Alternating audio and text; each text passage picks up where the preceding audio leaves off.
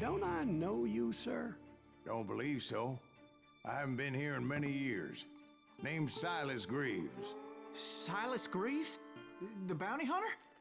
Used to be. Ah, what are you doing here in Abilene? Just passing through. Got a little business to take care of.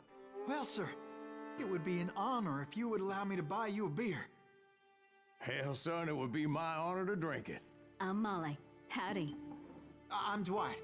That's Jack and Steve. Ben's behind the bar. Oh, I bet you got some great stories.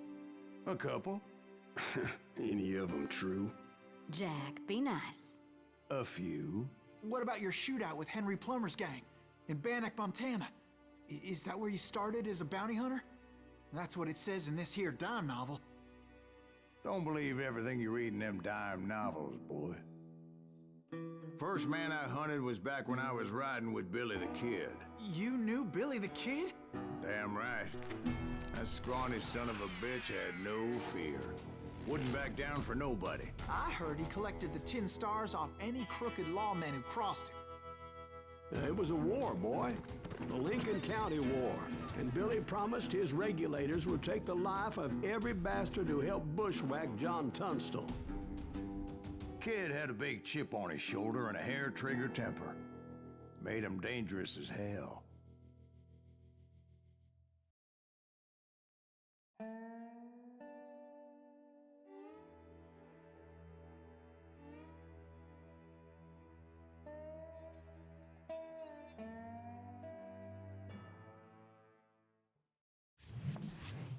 It was about 30 years ago. Billy was hiding out in an abandoned farm near Stinking Springs. I threw in with the kid because the man I had sworn vengeance on was riding with Billy's enemies. But before I tell you why I want that son of a bitch dead, let me tell you what happened that day. I was heading back to the hideout when suddenly I had this funny feeling. Funny, ha-ha? No, Steve. The other kind of funny.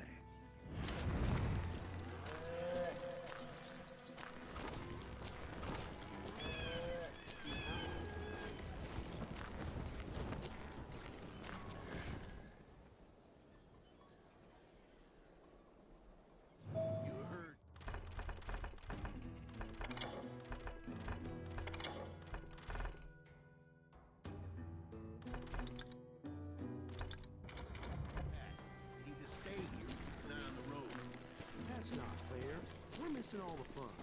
I knew those two morons would never let me through. I had no choice.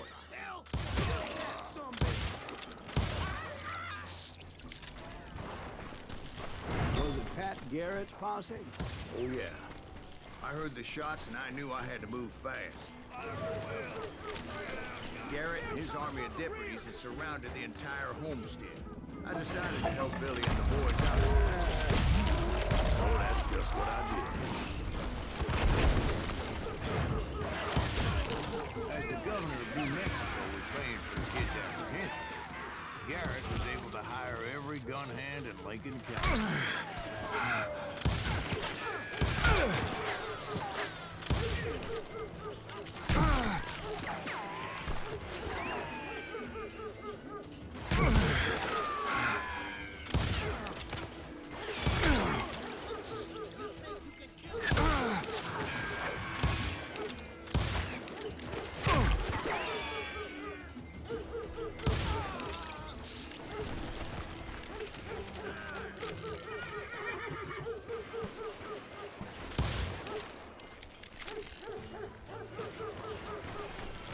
I knew that going through that front door meant putting my butt in a shooting gallery, so I decided to get sneaky.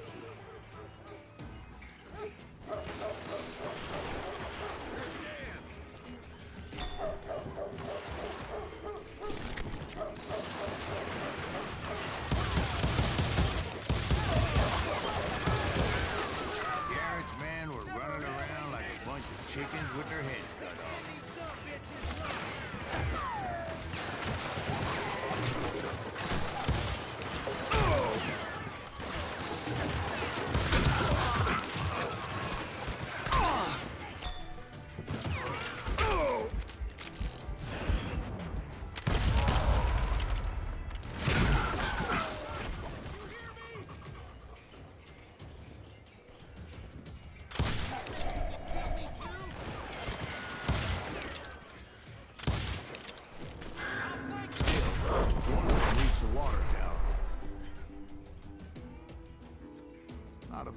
idea. Could be a turkey shooting up there.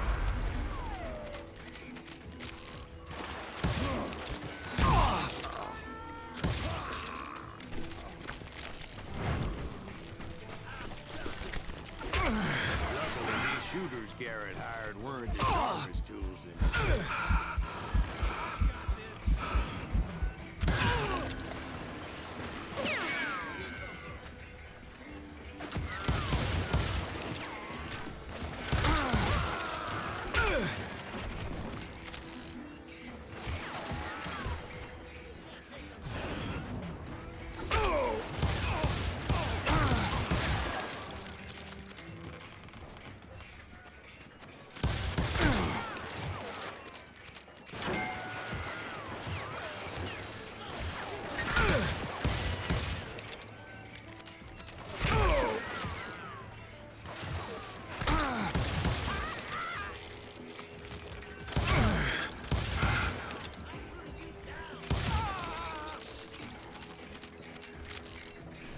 A lot of them were saddle tramps or sock busters or drunken drifters looking to make a few bucks.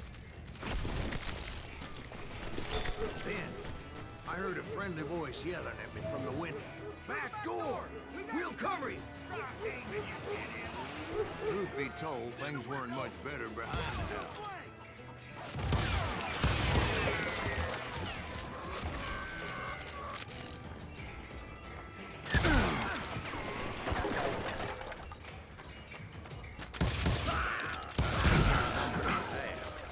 But that just made the ones that were left twice as mad.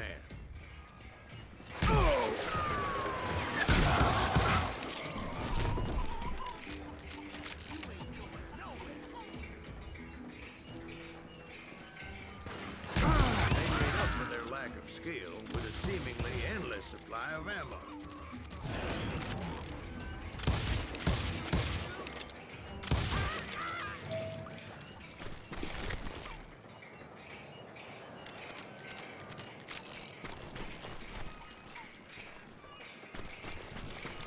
It was a bit of a slog, but I finally fought my way around the back of the house.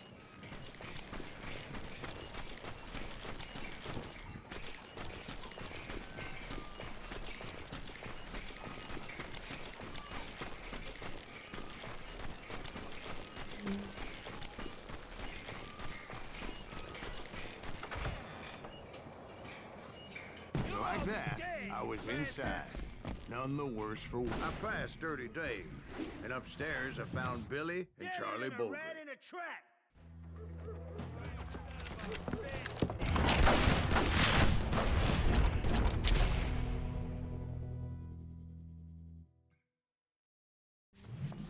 Billy looked at me and said, "About time, amigo. Grab a gun and get to the window." Wait, so you were friends with Billy the Kid? Yeah, sort of. Anyway, we were surrounded by dozens of deputized shooters who wanted to do us harm.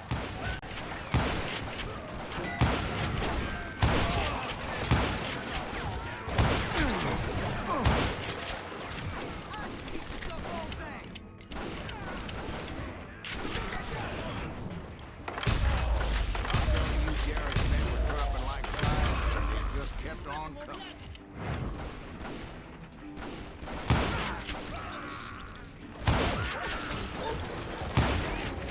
That's when Charlie got hit. Catching us in a crossfire, shouted Billy. Get to the other side.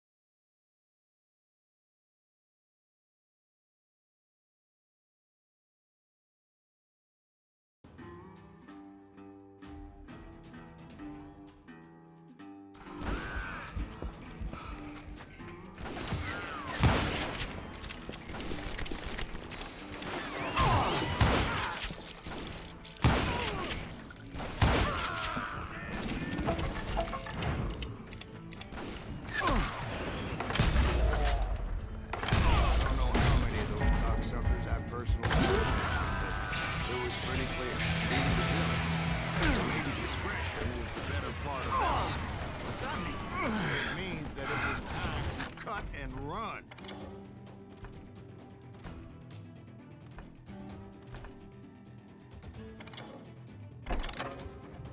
They got a Gatling, Billy shouted. Get the horses and bring them round back. I'll draw their attention. He directed that order at me, and I thought, why the hell do I have to do it? Huh?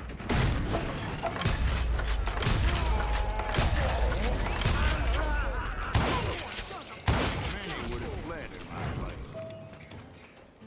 But I had that false sense of invincibility that many young men have.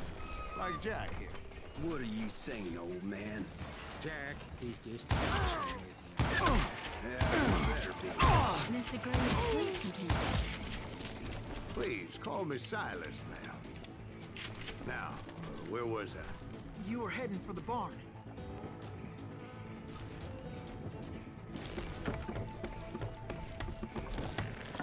Gonna cut you a new one!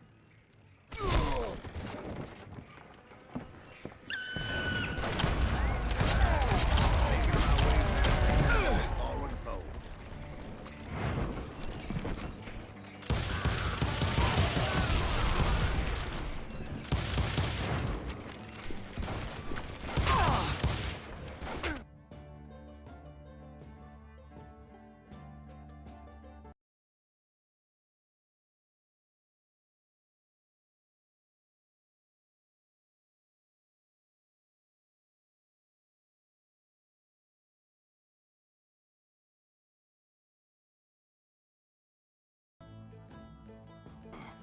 Sounds like Garrett hired a whole regiment of hired guns.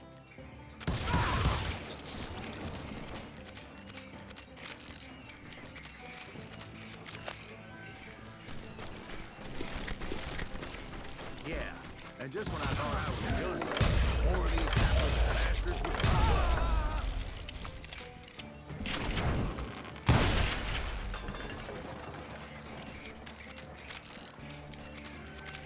Finally, I had the stables within my reach. After the fight, maybe we could treat ourselves to some fried chicken. And that's when I met Sheriff Pat Garrett. I read that you went toe-to-toe with him, sir. That backstabbing bastard with that tacked-on tin star.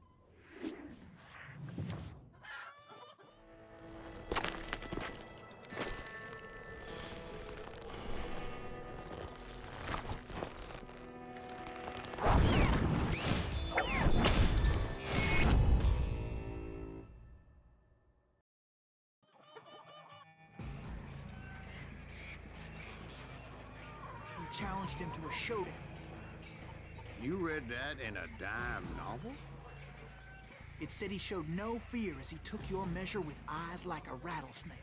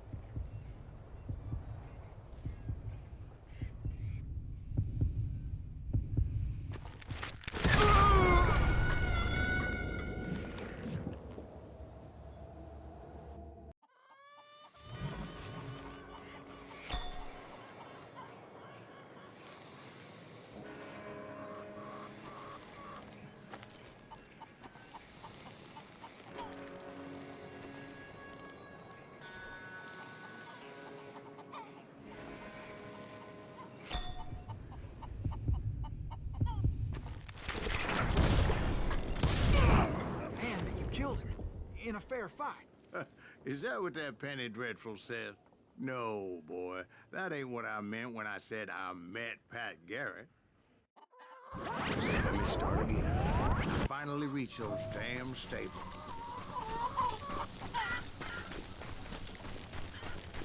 And stepped inside, and last thing I heard was Garrett's voice.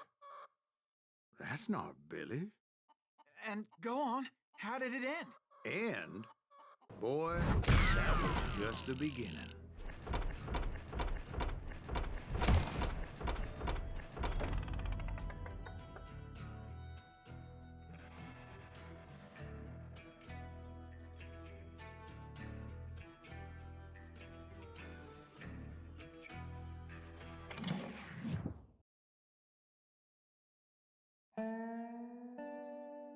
So what happened? Did Garrett arrest you?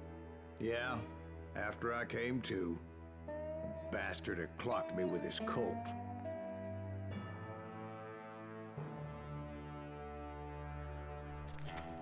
And the kid surrendered? When he realized there was no getting out of there alive. So they locked you up in Lincoln? Indeed they did. Sentenced me to hang right along with the kid.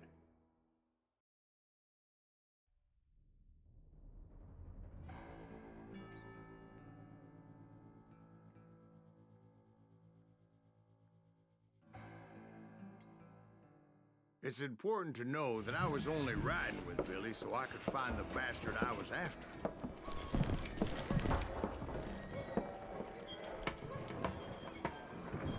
He was with John Kinney's gang, and they were sworn enemies of Billy's regulators. Why were you after him? I owed that son of a bitch a bullet for what he had done to me and mine. Instead, all I got for myself was a goddamn death sentence. Luckily, it was right around then that I heard Billy make his move. He shot Jim Bell and a few other guards as he made his getaway. Later, they wrote that some lady friend planted a pistol for him in the privy. What the papers didn't say is that Billy helped me escape, too.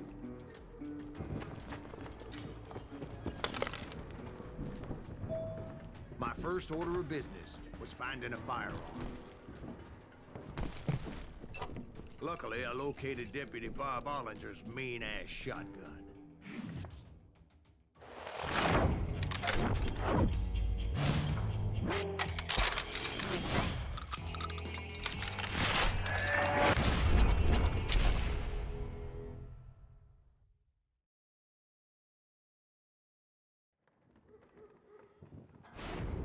I saw Billy through the window, and he yelled that I should take to the rooftops to make my escape.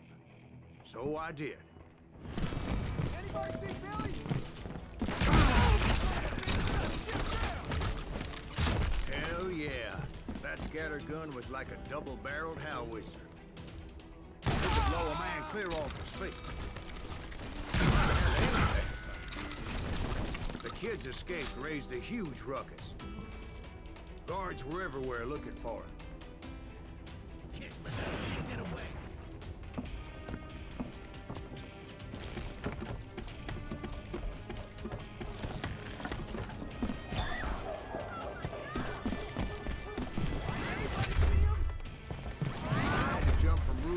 Like a damn alley cat.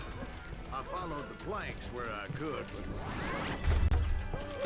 but some of that wood was slippery as hell. The whole town was up in arms. And suddenly, I was a fugitive. So that bastard you were after, what did he do? He did me and my family a grievous harm. But I knew if I was ever going to find him, I would need to get my ever-loving ass out of there. I tried to be stealthy and sneak my way past. You! But hell, if they weren't all waiting for me. Apparently, someone thought I was Billy.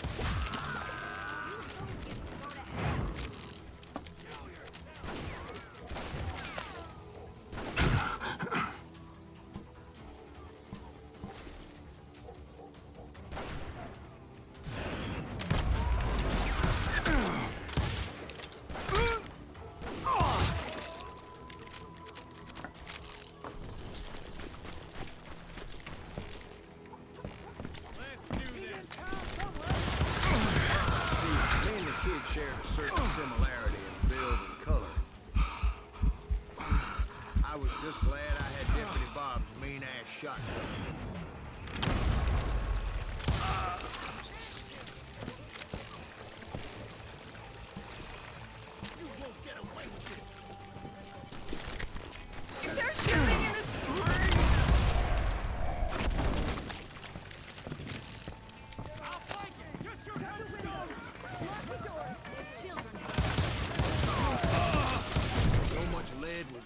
behind my head, it was like everyone in Lincoln wanted to put me in the ground. I knew I needed to find a horse. Though I never did have a great fondness for those four-legged grass eaters. Smelly, sweaty, ungrateful beasts. We prize them too high, if you ask me.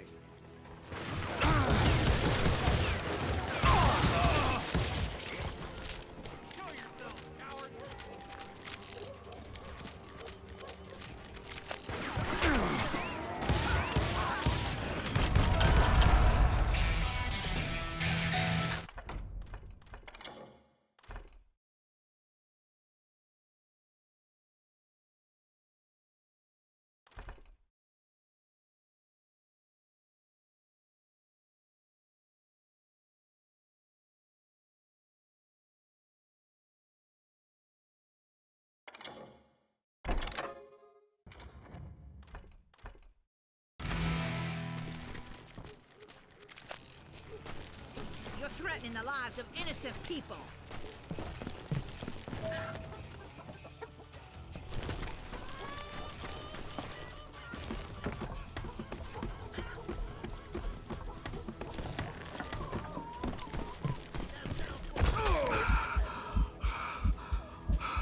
But where was the kid while you were busy getting shot at? Gone. And that's when it occurred to me why Billy set me free.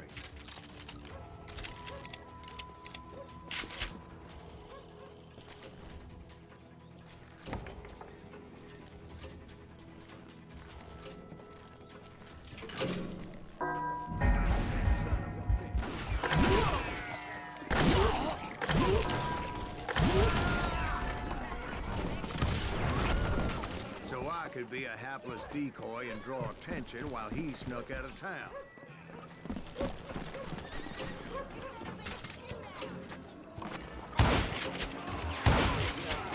I knew if I made it out of there in one piece, no one would put a price on my head. Because everybody in Lincoln would be dead? No, because they all thought I was Billy. And all that blame would fall on him. Meanwhile, Deputy Bob Ollinger was organizing a posse to put me down. He was already a mean son of a bitch, but he was doubly pissed that I stole his mean-ass shotgun. Anyway, it was me or them, and the only way forward led me straight to perdition. But the cards were dealt, and I had no choice but to play.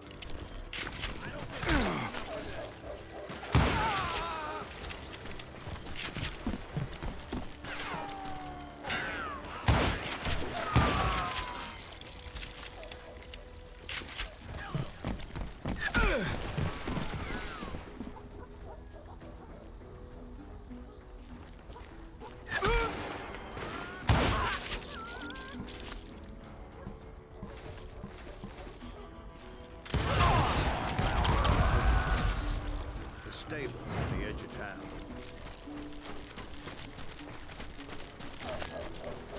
I guess Billy saved your ass, taking out Bob Ollinger the way he did. Billy didn't kill Bob. Well, sure he did. He dispatched him right after he shot Deputy Bell. No, sir. Because Bob came right up behind me, angry as hell that Billy had lit out. "Hello, Bob," I said. "I think you better let me go." And he says, "I don't think so, boy. Not with my shotgun." So we stood there in the middle of the street, eyeball to eyeball. He intended to kill me, and I knew I had no choice but to defend myself.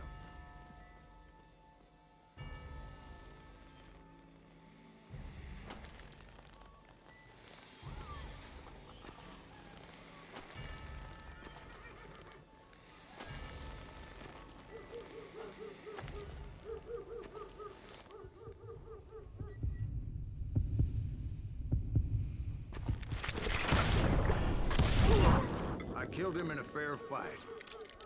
Everybody saw I had no damn choice. Well, Lincoln got a mite depopulated. So where'd you go after Lincoln? Mexico. Until I realized nobody was looking for me. I ended up taking a job at the Rurales. The Mexican Rurales? I was hired to help them track down the cowboys. The most vicious outlaw gang in Cochise County? Curly Bill Brocious? Johnny Ringo? Led by old man Clanton himself. They must have paid you a pretty penny to take them hombres on. Not really. But truth be told, I had my own reasons for going after those boys.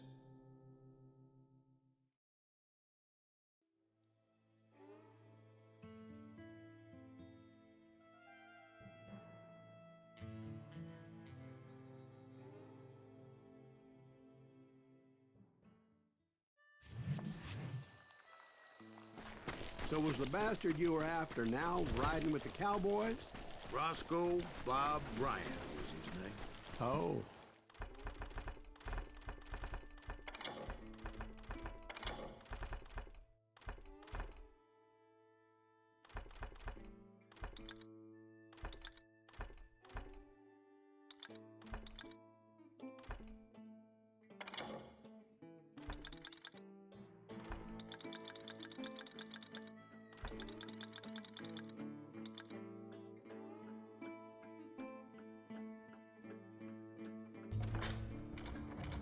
But no, this time it was a different bastard I was after. The aforementioned Mr. Ringo. I came upon them robbing a stagecoach, which wasn't surprising, being they were such murderous thieves and bastards. The bandits wore red scarves, so I knew they worked for the old man.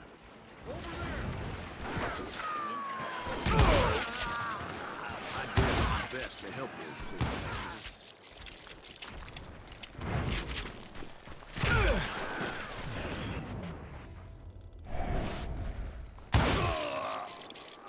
Moments later, the attackers were dead, and I checked the stagecoach to see how many passengers were still breathing. None. It was then I wondered if the rocks weren't hiding more bandits. Was that all of them? Or did I just hit the rear guard? I quickly got my answer. They attacked from on high like Apaches all do.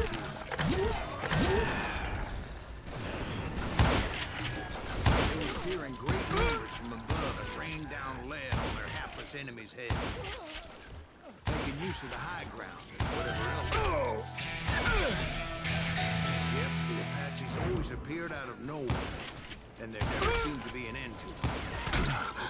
Hold on. Were you attacked by Apaches? What happened to the cowboys? Did I say they were Apaches? I said Clanton's cowboys attacked me Apache style. I was in a pitched battle, but I was holding my own against an overwhelming enemy force.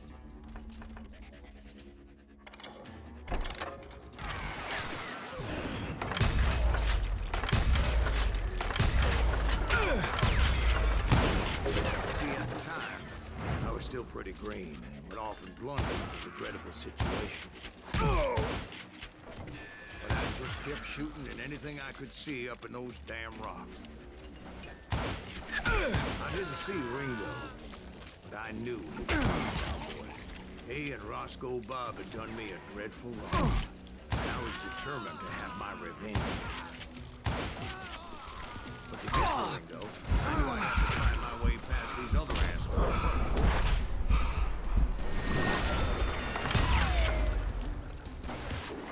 Unfortunately, I was running out of ammo. Another perfect example of my relative inexperience as a hunter of men. I I immediately knew that a tactical retreat was called for, as my vengeful fury was much less impressive without the bullets to back it up.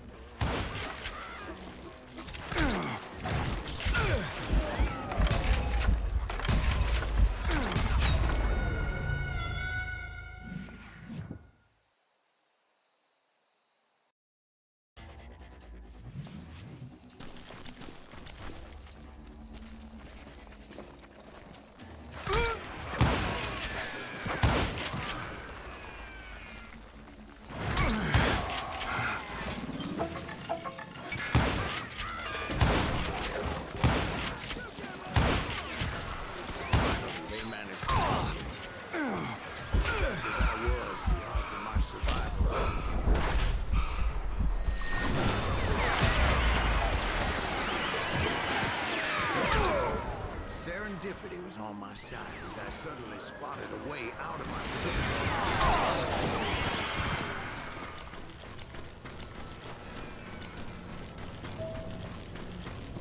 I ran ahead as if the devil himself was after me. Bullets were whizzing by my ears, but I wasn't about to roll over and die. I just kept running like there was no tomorrow. Because there wouldn't be if Clanton and his men caught up with me. As I was scurrying around those caves, I thought, what was I thinking? Going up against a gang like this?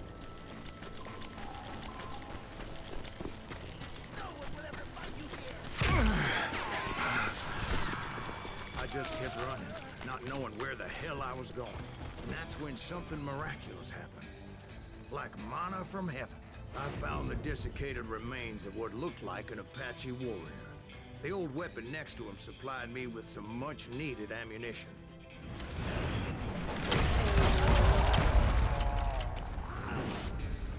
That Masterson once told me it was more important to be lucky than good, and he would know.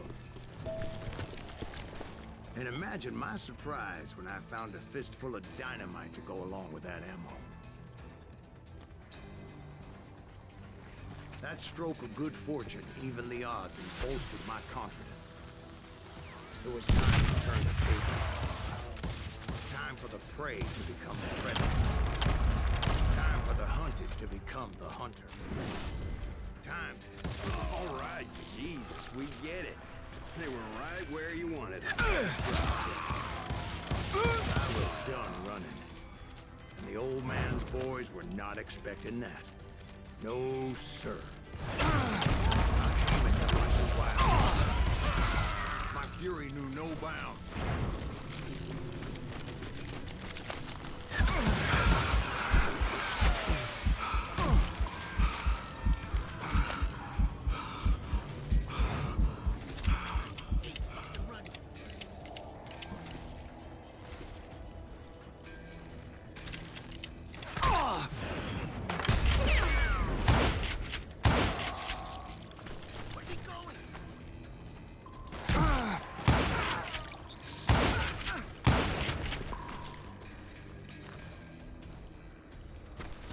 It was finally time for that old man to pay for his sins.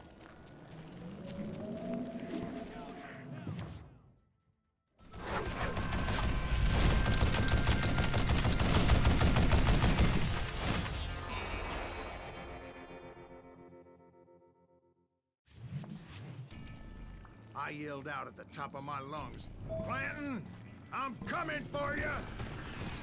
A little stealth might have made more sense, to be perfectly honest. Because that old fool had a Gatling gun and enough bullets to last him till Kingdom Come. And I knew I could not let that happen. Not if I was to find and kill Ringo. I needed to get that old man off that gun.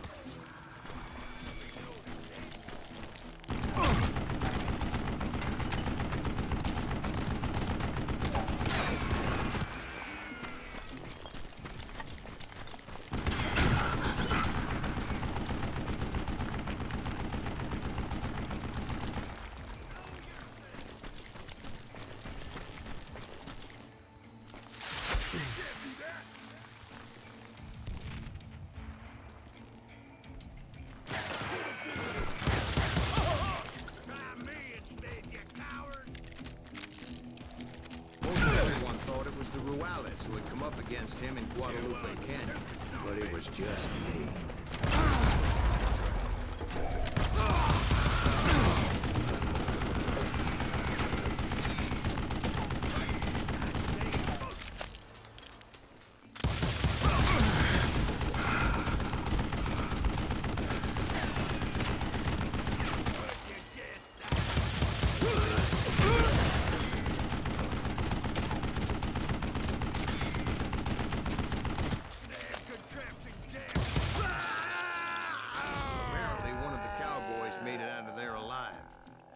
Told Ike and Billy Clanton that it wasn't a Mexican who took their father's life that day.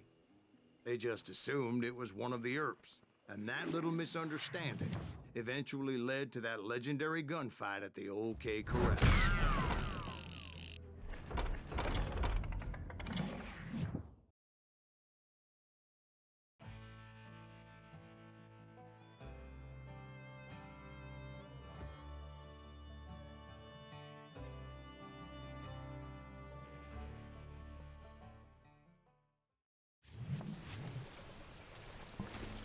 A few weeks after that dust-up at the OK Corral, I was still after Johnny Ringo. I had tracked him and the cowboys to their hideout at a sawmill. They were loaded for bear. So, what exactly did Johnny Ringo do to piss you off? Well, him and that other bastard. Roscoe Bob Bryant? Yep.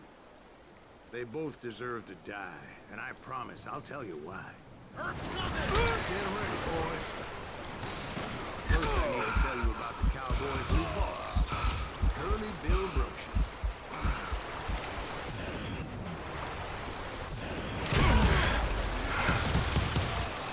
Curly Bill took charge of the Cowboys upon the old man's demise, and after that gunfight at the OK Corral, the plant was finished.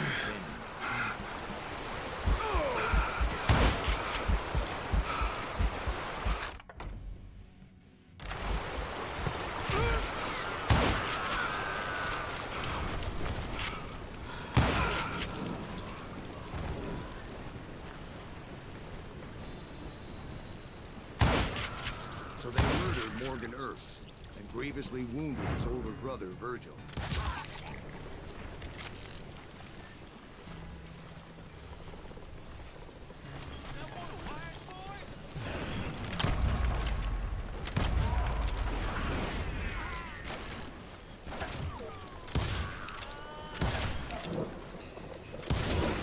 Wyatt and Doc went on what became known as the Vendetta Ride, hunting those outlaws. So when I showed up, that's who they thought I was.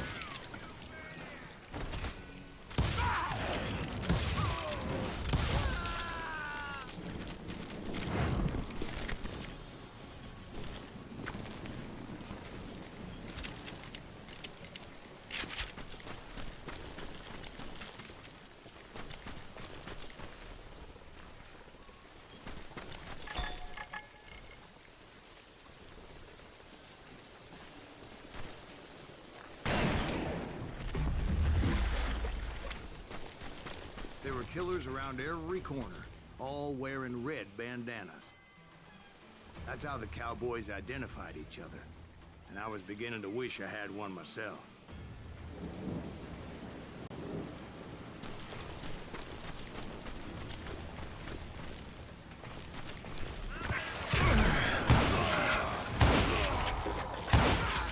But I wasn't about to let Ringo walk away unscathed. And that drove me forward.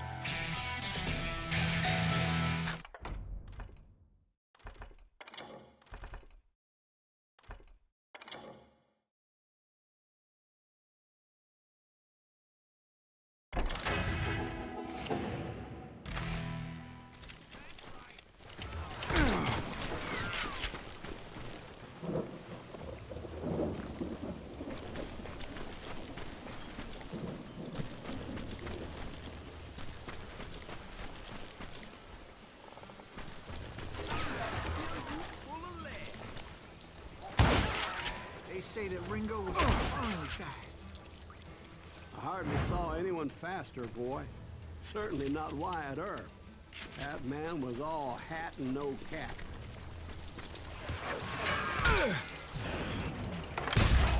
Earp wasn't much of a match for him. John Holiday might have taken him. That Lunger should have kept his nose out of it. They never charged anyone for the murder of Morgan Earp. But everybody knew that Curly shot him in the back. That was common knowledge. Yeah, maybe so. But Ringo had nothing to do with it. He was just being loyal to a friend. Is that what you call it? Being loyal? Well, to get to that loyal friend, I had to pass by some buzzsaws as big as a man.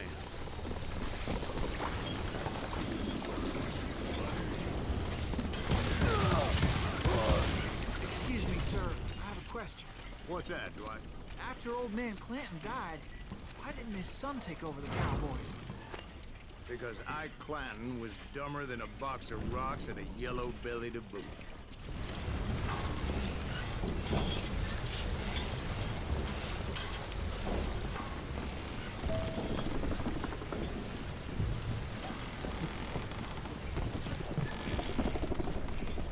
Now, where was I? Taking down the entire cowboy gang single-handed. Indeed I was, Jack.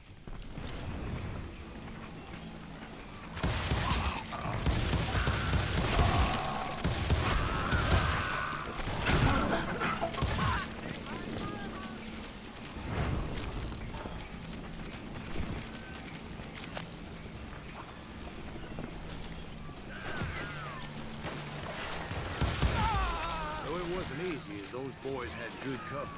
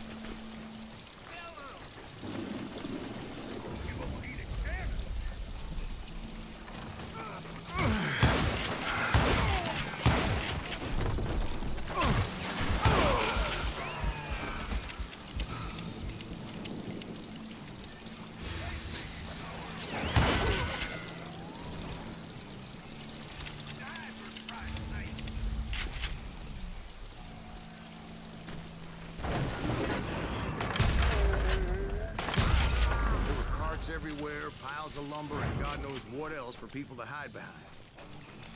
That really was one hell of a sawmill. Quite an impressive operation.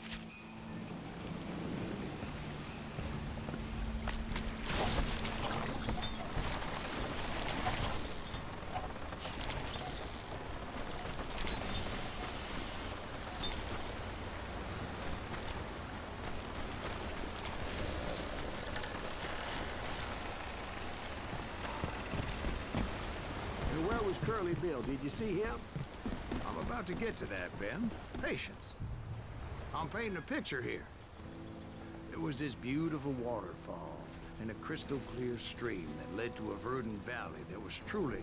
Consider your picture painted. What happened next? Well, finally the bastards that were still alive made a last stand.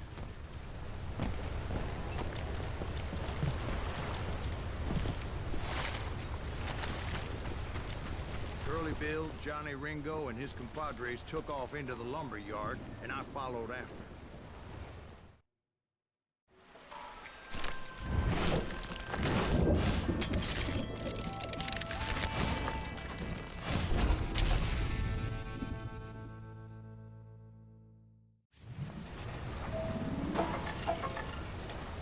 Are you saying they ran? Cowardice was not in Ringo nor Curly Bill's nature. No, sir. I never said they were running scared. They just wanted me,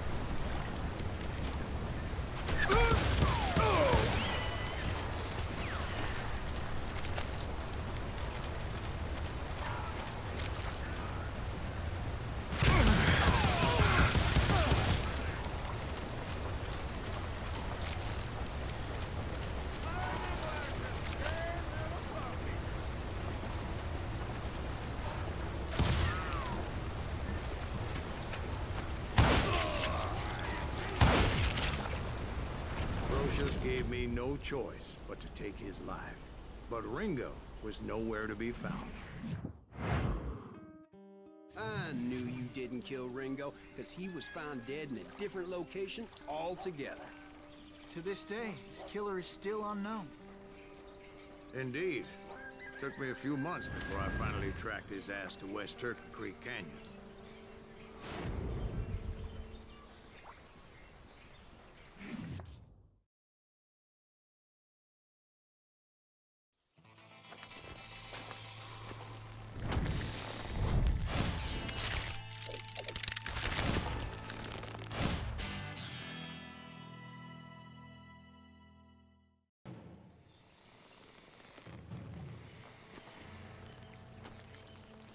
That's incredible, sir.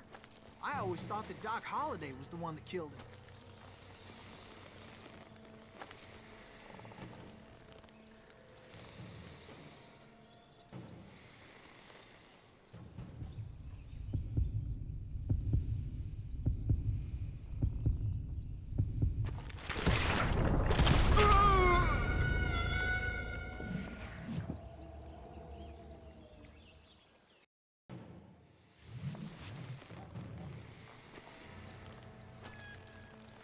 That's incredible, sir. I always thought that Doc Holliday was the one that killed him.